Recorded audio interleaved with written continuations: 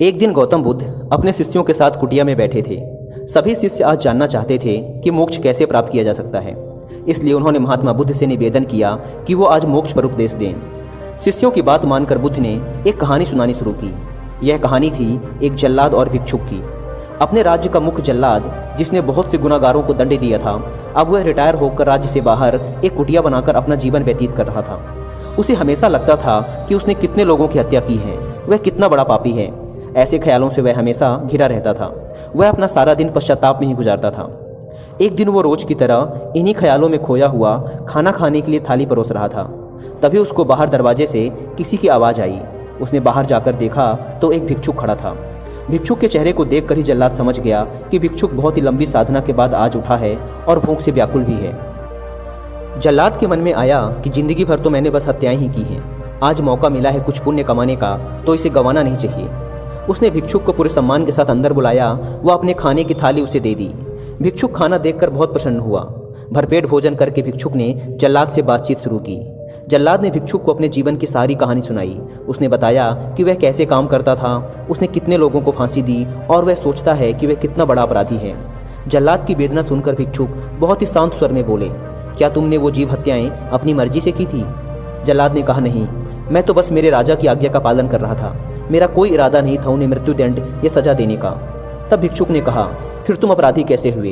तुम तो अपने राजा के आदेशों का पालन कर रहे थे।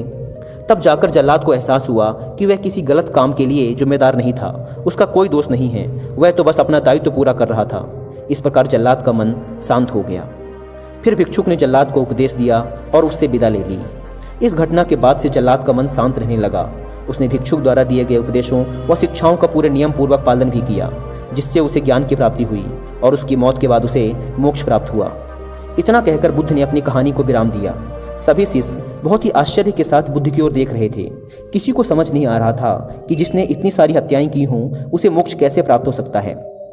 तब एक शिष्य ने यह दुविधा बुद्ध के सामने रखी।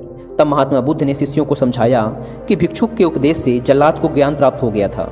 जल्लाद के जीवन में पहली बार किसी ने उसे ज्ञान का उपदेश दिया था, जिसे उसने पूरे शांत चित्त और मन के साथ सुना था और समझा भी था। इसलिए मृत्यु के बाद उसे मोक्ष प्राप्त हुआ। अपनी बात को विराम देते हुए अंत में बुद्ध बोले, बिना ज्ञान के हजारों शब्दों का उपदेश भी बेकार है, किंतु जब शांत मन से उपदेश का एक शब्द भी सुन लिया जाए तो वह ज्ञान देता है और ज्ञान से ही मोक्ष की प्राप्ति होती है। दोस्तों, इस कहानी ने हमें सिखाया कि अपने कर्तव्यों का पालन बिना किसी दुर्भाव के पूरी ईमानदारी के साथ करना चाहिए। साथ ही अपने मन को हमेशा शांत रखना चाहिए, क्योंकि शांत मन से उपदेश सुनने पर ही वास्तविक ज्ञान की प्राप्ति हो सकती है, जो कि हमें मोक्ष की ओर ले जाता है। अतः महात्मा बुद्ध कहना चाहते थे कि केवल आत्मज्ञान से ही मोक्ष की प्राप्ति संभव है।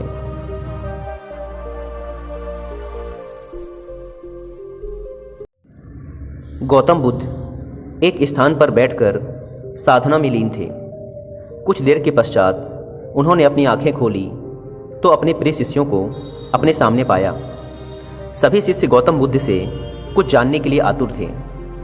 एक शिष्य ने आगे बढ़कर कहा, भंते, हम जानना चाहते हैं कि उपदेशों का वास्तविक मूल्य क्या होता है। शिष्यों को संबोधित करते हुए गौतम बुद्ध बोले, यह आवश्यक नहीं कि कोई भी साधु संत पूर्ण व्याख्या करके ही उपदेश दे, बल्कि वह किसी भी कार्य अथवा इशारे मात्र से भी उपदेश का महत्व समझा सकता है। इसी विषय में मैं तुम्हें एक कहानी सुनाता हूँ, ध्यान से सुनो। किसी नगर में एक सेठ रहता था। उसके पास अपार धन संपदा थी। उसका व्यापार दूर दूर तक फैला हुआ था।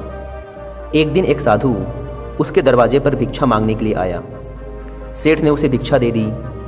भिक्षा लेकर वह साधु जाने लगा तो सेठ ने उसे रोककर कहा, महाराज, मुझे कुछ उपदेश तो देते जाइए। साधु ने उसकी ओर देखा और बोला, हफ्ते भर बाद आज ही के दिन फिर आऊँगा, तब उपदेश दूंगा। अपने वादे के अनुसार अगले हफ्ते साधु फिर आया। सेठ तो उसकी राह ही देख रहा था। उसने उसे देने के लिए तरह तरह के पकवान तैयार करवा रखे थे।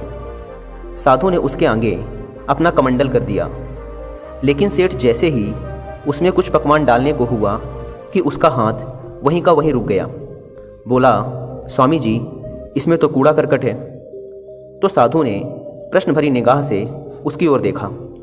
सेठ ने कहा, इसे साफ कर दीजिए। साधु ने उसे झाड़ पोंछ दिया।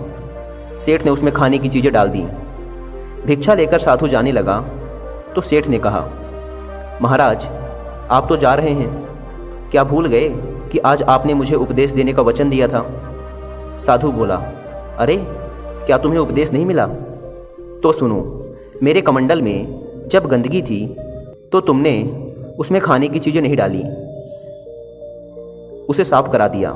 इसी तरह तुम्हारे अंदर काम, क्रोध, लोभ, मोह आदि ना जाने कितनी बुराइयां भरी पड़ी हैं। पहले उन्हें साफ करो, तब कुछ पा सकोगे। तब सेठ को साधु के उपदेशों का मोल समझ में आया और उसने उसको अपने जीवन में ढालने का निश्चय कर लिया।